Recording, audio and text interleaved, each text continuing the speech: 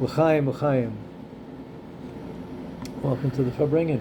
Farbrengen is a time when we come together and kind of hopefully share our nefesh elokis, our godly soul. We are leaving Chafav. The Rebbe's father's yahrzeit was Thursday, and we are coming to Shabbos, Parshas Ekev. And I wanted to share something that the Rebbe always talked about on Chafav for the Farbrengens for his father's yahrzeit. Tu B'Av, the 15th of Av, as we talked about last week, was an incredible holiday. It says there were no holidays as great as Tu B'Av and Yom Kippur.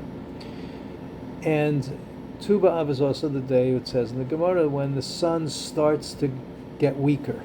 Nights get longer, sun gets weaker, and because of that, it's called the day of the breaking of the axe. It's the day when the axes which were used to cut down wood were broken, and wood was not collected anymore after that time. What do you need wood for? You need wood in the temple to offer sacrifices, to cook the meat, and to do all the things that you used fire for. So wood was very important. Anytime you brought sacrifices to the temple, it was really considered to be a Yom Tov, a holiday, and that's easy to understand. But the Gemara relates that a certain family brought wood on the 20th day of Av, and it mentions the family. And the interesting thing is, and it was a great Yom Tov for them. So firstly, you'd have to know that other times you can bring wood, and, it's one thing. But bringing wood after the 15th of Av means you have to make sure you have to cut it earlier, you have to watch it to make sure it doesn't become wormy, you have to be careful with it, and it's extra trouble.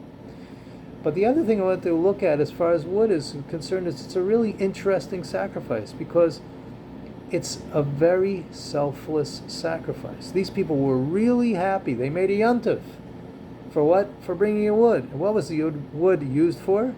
For somebody else's sacrifice. And that really made them happy. So that's a lesson for us to learn. Lesson for us to learn is how much joy we can get out of helping others, not looking for the pat on the back, not looking for all these things, but understanding that in itself is a tremendous joy.